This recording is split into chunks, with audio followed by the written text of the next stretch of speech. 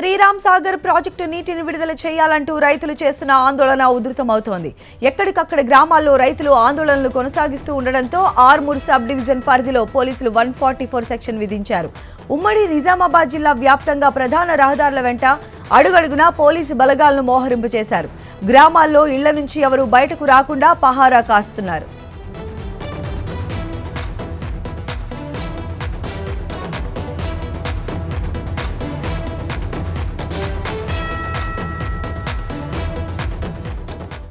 ఆర్మూరు సమీపంలోని పెర్కిట్ నుంచి మెండోరా మండలం స్టోన్ బ్రిడ్జ్ వరకు పోలీసులు అడుగడుగునా మోహరించారు. సోన్ వద్ద నిర్మల్ పోలీసులు, కమ్మర్పల్లి సరిహద్దు వద్ద జగిత్యాల జిల్లా పోలీసులు తనిఖీ చేస్తున్నారు. కాకతీయ కాల్వ ఆయకట్టు పరిధిలోని మెండోరా, ఎర్గట్ల, మోర్తాడ్, కమ్మర్పల్లి మండలాల పరిధిలోని గ్రామాల్లో భారీ బందోబస్తు ఏర్పాటు చేశారు. బాల్కొండ పరిధిలోని సుమారు 21 గ్రామాల్లో పికెట్లు ఏర్పాటు చేశారు. రైతులు ఏ క్షణమైనా ఆందోళనకు దిగే అవకాశం ఉందన్న సమాచారంతో పోలీసులు అప్రమత్తంగా వ్యవహరిస్తున్నారు.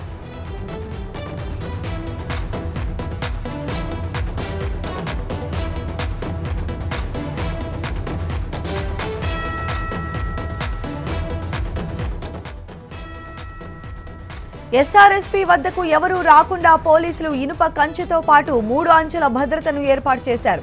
ఎస్సీ కార్యాలయం వద్ద రైతుల ఆందోళన ఘటనలో 21 మందిపై కేసులు నమోదు చేశారు. రైతులను రెచ్చగొట్టేలా వ్యాఖ్యలు చేశారన్న ఆరోపణలపై మాజీ విప్ అనిల్ను అదుపులోకి తీసుకుని హైదరాబాద్లోని నివాసానికి తరలించారు. కమ్మరపల్లి మండలం ఉప్లూరులో ధర్నాకు ప్రయత్నించిన వారిని పోలీసులు అడ్డుకున్నారు.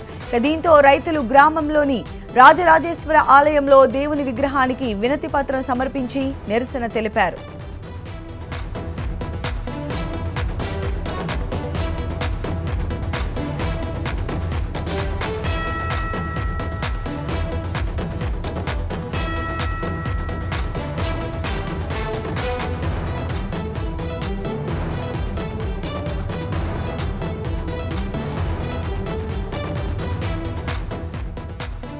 వర్షాభావంతో ఎండుతున్న పంటలను కాపాడటానికి శ్రీరామ్ సాగర్ నీటిని వెంటనే విడుదల చేయాలని మాజీ మంత్రి సుదర్శన్ డిమాండ్ చేశారు.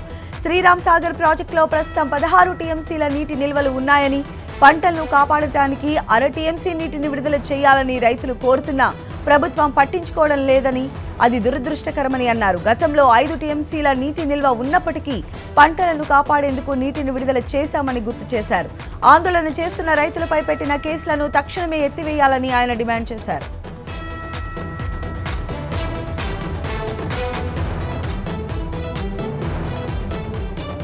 శ్రీరామ్ సాగర్ ప్రాజెక్టు వద్ద తాజా పరిస్థితిని మా ప్రతినిధి బాలకుమార్ అందిస్తారు. బాలకుమార్, చెప్పండి, ప్రస్తుతం ఎస్ఆర్ఎస్పీ ఆయకట్టు ప్రాంత గ్రామాల్లో పరిస్థితి ఎలా ఉంది? గుడ్ మార్నింగ్ సంధ్య. ఎస్ఆర్ఎస్పీ సమీప గ్రామాల్లో ఉద్రిక్త పరిస్థితులు నెలకొన్నాయి. ఎస్ఆర్ఎస్పీ పరిధిలోని 21 గ్రామాల్లో పోలీసులు పికెటింగ్ ఏర్పాటు చేశారు. ఎక్కడికక్కడే బందోబస్తును పర్యవేక్షిస్తున్నారు. బందోబస్తులో 5 జిల్లాల ఎస్పీలు పార్టిసిపేట్ అవుతున్నారు. పోలీసులు ద్విముఖ వ్యూహంతో వెళ్తున్నారు. ముందుగా గ్రామాలలో పటిష్ట బందోబస్తును ఏర్పాటు చేశారు. ఎస్ఆర్ఎస్పీ డ్యాం వద్ద పోలీస్ పహారాను కూడా నిర్వహిస్తున్నారు. దీంతో పాటు రైతుల్ని నచ్చజెప్పే ప్రయత్నం చేస్తున్నారు. ఎక్కడైతే ఎక్కువ ఆందోళన చేసే అవకాశం ఉందో ఆ గ్రామాలలో పోలీసులు భారీ ఎత్తున పికెటింగ్లు నిర్వహించారు, కవాతులు నిర్వహిస్తున్నారు. రైతులతో సమావేశాలు ఏర్పాటు చేసి రోడ్లపైకి రావద్దంటూ విజ్ఞప్తి చేస్తున్నారు. ఒకవేళ చట్టాన్ని తమ చేతుల్లోకి తీసుకుంటే మాత్రం కఠిన చర్యలు తీసుకుంటామని చెప్పి హెచ్చరిస్తున్నారు. ఇందులో భాగంగానే 21 మంది రైతులపై కూడా, రైతులతో పాటు రైతులకు సపోర్ట్ చేస్తున్న నాయకుల మీద కూడా కేసులు నమోదు చేశాం, జైల్లో పాలవుతారని చెప్పి వాళ్ళని నచ్చజెప్పే ప్రయత్నాలు చేస్తున్నారు. అయితే రైతులు కూడా పోలీసుల విజ్ఞప్తికి సానుకూలంగా స్పందిస్తున్నారు, కొంతమంది వ్యతిరేకిస్తున్నారు. రైతులు మాత్రం ఖచ్చితంగా తమ ఓటు అనే ఆయుధంతో ప్రభుత్వానికి బుద్ధి చెప్తామని చెప్పి కొందరు చెప్తున్నాగా, మరికొందరు మాత్రం తమ ఉద్యమాన్ని మరింత ఉధృతం చేస్తే ఖచ్చితంగా సాగునీటిని సాధించుకుంటామంటున్నారు. చాలా దయనీయ పరిస్థితుల్లో తాము నిన్న గ్రామాలలో మనం కూడా ఎస్ఎల్టీ ఆధ్వర్యంలో పర్యటించాం. ఎస్ఆర్ఎస్పీ ఆయకట్టు పరిధిలో చాలా ఒక్కొక్క రైతు లక్షల పెట్టుబడి పెట్టి పంటలు సాగు చేశారు. కానీ నీరందక ఎండిపోతున్నాయి. బోర్లపైన ఆధారపడి జీవిస్తున్నారు. కానీ పంటలు పూర్తి ఎండిపోయాయి. ఈ దశలో వారికి నీటి తడి అందితేనే పంటలు గట్టెక్కే పరిస్థితి ఉంది. కానీ ప్రభుత్వం మాత్రం సాగునీటికి తొలి ప్రాధాన్యమని ప్రకటించింది. రైతులు అర్థం చేసుకోవాలి, సంయమనం పాటించాలని చెప్తుంది. కానీ రైతుల ప్రభుత్వ విజ్ఞప్తి మాత్రం రైతులు వినే పరిస్థితుల్లో కనిపించడం లేదు. ఖచ్చితంగా తాము పోరాడైనా సాగునీటిని సాధించుకుంటామని చెప్తున్నారు.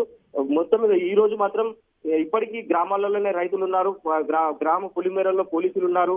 బయటకు వస్తే అరెస్ట్ చేస్తామని పోలీసులు సిద్ధంగా ఉన్నారు. రైతులు మాత్రం ఉన్న చోట్లనే గ్రామాలలోనే నిరసన కార్యక్రమాలు తెలియజేయాలని చెప్తున్నారు. పోలీసులు రేపటి వరకు 144 సెక్షన్ ని పొడిగించారు. రేపటి నుంచి పరిస్థితిని బట్టి పోలీసు బలగాలను వెనక్కి పిలిపిస్తామని పోలీసు అధికారులు చెప్తున్నారు. రైతులు సమ్మెనం పాటిస్తున్నారు. ఒకవేళ భద్రతను తొలగిస్తే మాత్రం తమ ఉద్యమ కార్యాచరణ మరింత ఉధృతం చేస్తామని చెప్తున్నారు. ప్రస్తుత పరిస్థితి మాత్రం నివురుగప్పిన నిప్పులా ఉంది. ఏ క్షణంలోనైనా రోడ్డుపైకి వచ్చేలా రైతులు సమాయత్తం అవుతుంటే అడ్డుకుని తీరుతామని పోలీసులు అంటున్నారు. రైట్. అలానే బాలకుమార్, ప్రస్తుతం ఉన్నటువంటి నీటి నిల్వ సామర్థ్యం ఎంత అంటే ప్రతిపక్షాలు ఆరోపిస్తూ ఉన్నట్లు అర టీఎంసీ ఇచ్చినా కూడా పంటలకు సరిపోతుంది అని చెప్తున్నటువంటి నేపథ్యంలో ఎలా చూడాలి? సంజయ్, ప్రస్తుతం ప్రాజెక్టు పూర్తి స్థాయి నీటి మొత్తం 90 టీఎంసీలు. కానీ వర్షాభావ పరిస్థితుల నేపథ్యంలో కేవలం ప్రాజెక్టులో ఇప్పుడు 16 టీఎంసీల నీరు మాత్రమే నిల్వైంది. ఇందులో 6.5 టీఎంసీలు మషిన్ భగీరథ కోసం, వేసవిలో తాగునీటి కోసం నిల్వ ఉంచామని చెప్తున్నారు. 5 టీఎంసీలని డెడ్ స్టోరేజ్ గా పరిగణిస్తారు. మిగతా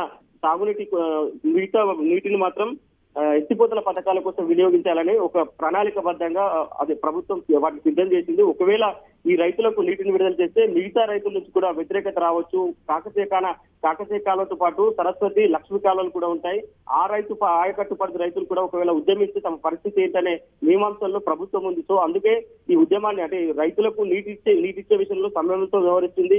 ఒకవేళ నీటిని విడుదల చేస్తే మాత్రం ఇతర ప్రాంత రైతుల నుంచి కూడా ప్రతిఘటన ఎదురయ్యే అవకాశం ఉంది. సో నీటిని విడుదల చేయొద్దు, ఖచ్చితంగా తాగునీటి కోసమే తొలి ప్రాధాన్యం అని చెప్పి ప్రభుత్వం చెప్తుంది. రైతులు మాత్రం తమ ఆవేదన అర్థం చేసుకుని తాగునీటిని విడుదల చేసి తమను గట్టెక్కించాలని కోరుతున్నారు. ఒకవేళ ప్రభుత్వం విడుదల చేయకపోతే మాత్రం ఉద్యమాలను ఎలాగో చేస్తాం, కానీ రాబోయే ఎన్నికల్లో మాత్రం తమ ఓటు అనే వజ్రాయుధంతో సర్కార్కు బుద్ధి చెప్తామని రైతులు కరాఖండిగా చెప్తున్నారు. రైట్ బాలకుమార్. తెలంగాణ